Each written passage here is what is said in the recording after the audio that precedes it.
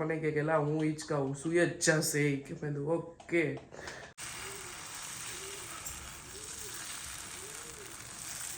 જે રસોઈ તો સ્વાદિષ્ટ બને જ, પ્રસાદ બની જાય.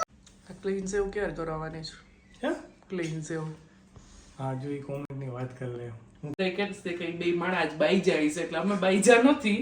ખાલી એક વાત છે કે અમારે છે ને ગોળ પાપડીમાં થોડીક રંગ કરશો તો ભવિષ્યમાં આરામ કરી શકશો. અત્યારે આરામ કરશો ને તો ભવિષ્ય બહુ ખરાબ થઈ જશે. જય શ્રી કૃષ્ણ, જય જલારામ. હા એ બધાને દેખાય જ છે. તું પેલા મને પૂછ, આમ મારી સામું જો. જય શ્રી કૃષ્ણ, જય જલારામ. જે બોલો. ચલ વાગ્યા છે 7:15 એટલે 7:05 જેવું થયું હોય. જય શ્રી કૃષ્ણ બધાને, જય જલારામ. કેમ છો બધા? અમારી સવાર થઈ ગઈ છે સવારે 3:45 વાગ્યાની, બરાબર. અંશીબેના જે 3:45 વાગ્યાના, આમ તો 3:30 વાગ્યાની જાગે જ છે. 1 કલાક દીપકે સાચવી. પેલા મને કે લા હું હિંચકાવું સુઈ જ જશે કે મેં કીધું ઓકે. પછી 4:45 વાગ્યા સુધી એને હિંચકા નહીં ખા. પછી 4:45 મેં એને કીધું, મેં તો હવે તું સુઈ જા, હું મને ટ્રાય કરવા દે. 6:30 સુધી કરી કોશિશ. જાગવાનું જ હતું આજે. હા સો આપી લ્યો. અને ફ્રીજમાં મેં આ સંતાડીને રાખી હતી. મેં એમ કીધું મેં મારી આ દવા છે, મેં કીધું રેવા દે તું ડૉક્ટરની. સોવા ખોલી જ દે મને કે સોવાતી. હાલો હવે નાસ્તો ઈયાબેનનો બનાવી લઈ. શું છે ને બતાવું તમને લોકોને. બોલો. હા જોયું. સોવા બહુ ભાવે હે. મગની દાળ છે ને મેં રાત્રે પલાળી દીધી હતી. ગ્રીન દાળ હોય ને ફોતરાવાળી, એના પણ સરસ બને. 2 કલાક માટે પલાળી તો પણ ચાલે, બરાબર. હવે એમાં આદુ, મરચી ને લસણ ત્રણેય એડ કરી દઈશું. મરચાં થોડાક વધારે નાખ્યા છે કારણ કે તીખું હોય ને તો ભાવે એટલે. અને સ્વાદ અનુસાર નમક નાખી અને આના ચીલા પુડલા જે તમે કહેતા હોય એ બનાવી લેશું.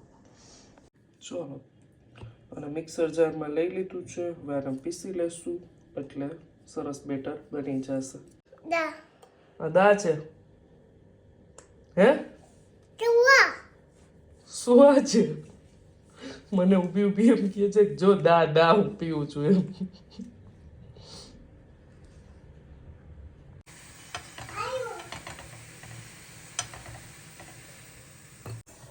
આપણું બેટર રેડી થઈ ગયું છે.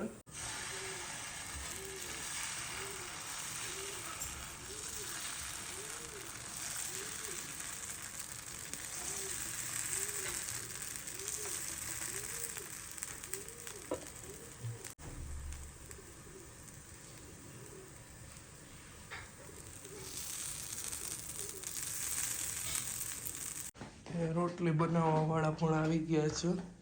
ટિફિનની તૈયારી કરે છે. ટિફિનની તૈયારી કરો છો તમે હે અંશુ? ટિફિનની તૈયારી કરે છે. શું બનાવીશ આ ટિફિનમાં? હા એટલે ડેડી માટે જ શું?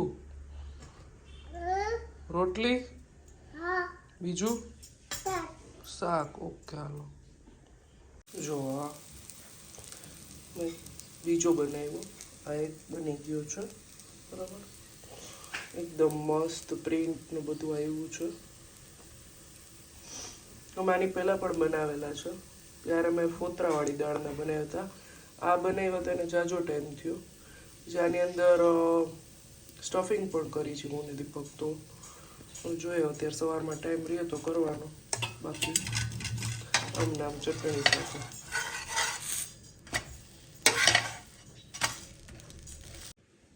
મમ્મા કેમ રસોઈ કરે હે? એમ નહીં, મોબાઈલ ક્યાં રાખે? પેલા શું ચાલુ કરે મોબાઈલમાં? હું છે ને હા, પછી મોબાઈલ કેમ રાખે મમ્મા? હા એ આમ ઊભો હું રાખી દઉં. હા હું છે ને રસોઈ કરતી હોઉં ને ત્યારે રામાયણના 108 મણકા છે ને એ સાંભળતા સાંભળતા રસોઈ કરતી હોઉં, એટલે એને ખબર છે. એટલે એ આવી રીતે ઊભો રાખી દે મોબાઈલ ચાલુ રાખે છે, કારણ કે મારા મમ્મી છે ને એમ કહે કે ભગવાનનું નામ લેતા રહેતા રસોઈ કરો ને એ બહુ સારું, કારણ કે જે રસોઈ તો સ્વાદિષ્ટ બને જ, પ્રસાદ બની જાય. હા પણ આપણે જે રસોઈ નહીં સાંભળવા રસોઈ જે ખાનારા છે ને એનામાં કોઈ દિવસ પેલી દુર્બુદ્ધિ ન આવે એમ.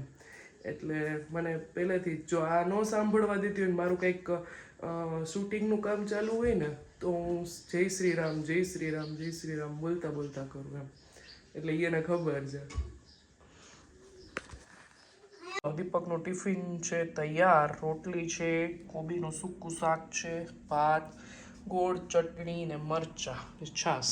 અહીંયા છે દીપક. અમે બહાર જવાના છે કા મને મૂકીને? અમારે એક જગ્યાએ જવાનું જમવા. સરસ, ચાલો. ક્લીન સેવ ક્યારે કરાવવાની છે? હે ક્લીન સેવ? હા જો એ કોમેન્ટની વાત કરી લે. હું ક્લીન સેવ તો મેં છેલ્લા 10 વર્ષથી નથી કરાવી. હું કરાવતો જ નથી, ટ્રીમ જ કરાવું, સેવ નથી કરાવતો ક્યારેય નહીં. અમે કદાચ જોઈએ ને, કદાચ આંસી તો જોવે ને તો ડરી જાય. હવે ક્લીન સેવ શું ઈ આઈ ડરી જાય, ઈ આઈ કોઈથી ન જીવે ક્લીન સેવમાં. ચલો ભરી દઉં. ઓકે હાલો. વાગી ગયા છે 12 અને અહીંયા ટીવી કોણ જોવે છે એ તમે જુઓ. એ આમ બેસે ને અહીંયા ખૂણામાં, એટલે આમ બેસી ગઈ છે. સાલ તો એને ભેગી જોઈ, પાછા રિમોટ લઈને બેઠા. જો રામ, જો રિમોટમાં કંઈ આવડતું હોય તો કા ટકા. હા એ જોયું મેં સાલ લઈને. તને ચોટી વાળ દઉં? ચોટી ચોટી તો વાળ ક્યાં ગયા? હે ભાઈ લઈ ગયા? ઓકે ચલો. હંસીબેન કોબીનું શાક નહીં ખાય એટલે એને જમાડી દઉં. અહીંયા વળી જમે કે ન જમે ખબર નહીં. ચલો રોટલી બનાવવાનું ચાલુ જ છે ને. અમારા આટલા વાસણ તો અહીંયા પડ્યા હોય. એમાં પાપડ એ તળે, રોટલી એ બનાવે ને શાક એ બનાવે. જુઓ બટેટાનું શાક, અહીંયા બટેટું સીધું ડાયરેક્ટ જ મૂકી દે. આમ શાક બની જતું હોય છે આમ જ. ઓકે. ને અમે બહાર ગયા હતા ને આંસીબેને જો આવી રીતે લાડવો ખાધો. હા પડી ગઈ હતી ને તું અહીંયા? ચલો અહીંયા બની રહી છે ગોળ પાપડી. બરાબર. દૂધ, મલાઈ, બધા કેટલા લોકો બધું નાખતા હોય. ઘણા લોકો મેં દૂધ નાખતા જોયા છે, પણ કાંઈ નાખતા નથી. લોટ, ઘી અને ગોળ. બરાબર. ધીમા ધીમા તાપે શેકી લઈએ.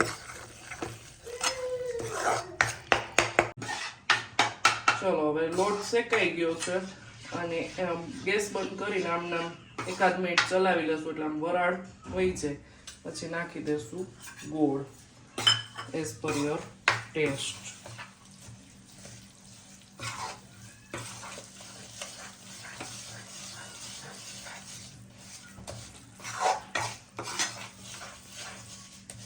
નાઠા એકદમ ભાંગી લેવાના. અમારે દેશી ગોળ છે, થોડીક જામતા વાર લાગે, ઢીલો હોય.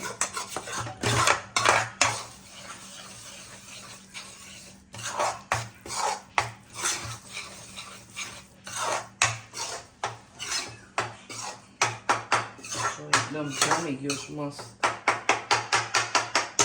હવે અહીંયા છે ને થાળી ઘીથી ગ્રીસ કરેલી જેમાં પાથરી દેશું.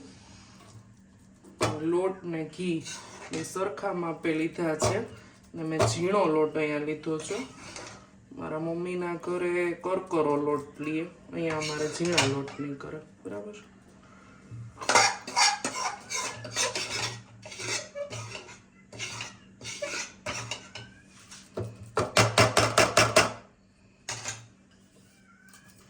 આ રીતે કરી લેવાનું. નાખવાનું, જેવા ભૈરા પીસ રાખવા હોય એવા.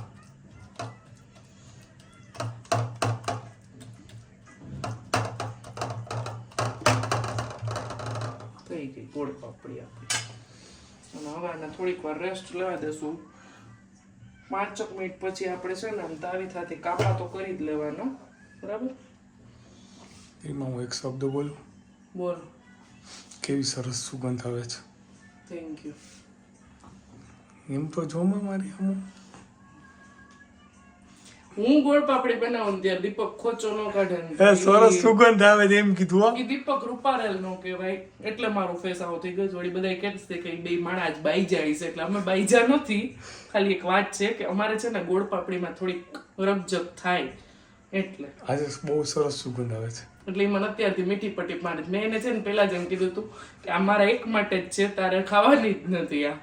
કારણ કે એ ખોચો કાઢે ને પછી મને ન મજા આવે.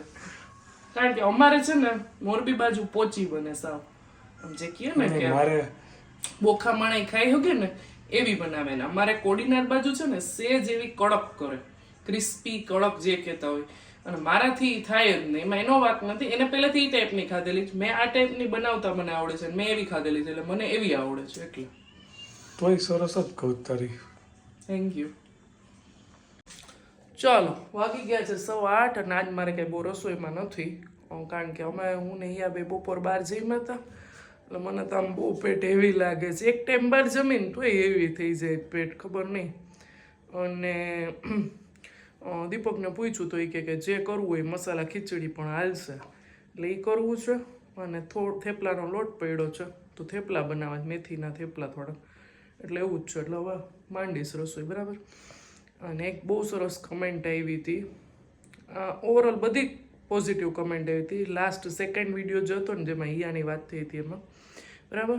તો કહેવાનો અર્થ એ છે કે 2024 એમ નામ વયું ગયું ને 25 એમ નામ વયું જશે, પણ આપણી અંદર જે કાંઈ પણ હોય ને, હેલ્થ ઇસ્યુઝ હોય કે મેન્ટલી ફિઝિકલી ફિટનેસને લગતા આપણા બચ્ચાઓમાં કાંઈ પણ હોય ને, એમાં કોઈ આપણને કહેવા નહીં આવે અને આમ ટાઈમ વયો જશે.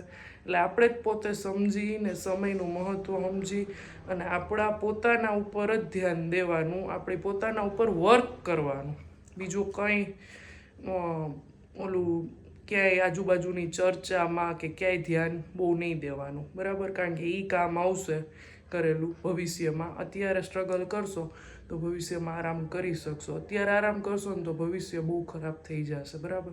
કારણ કે મોટે ભાગે મારા વિડીયો જોનારા બધા 40, 45, 50 સુધીના જ છે, એટલે મને ખબર હોય, કારણ કે અમને યુટ્યુબ બધું બતાવે. તો બસ અહીંયા સુધીનો જોતો વિડીયો કેવો લાગ્યો એ મને કમેન્ટમાં જરૂરથી કહેજો. જય હિન્દ, જય ભારત, આવજો બધાય.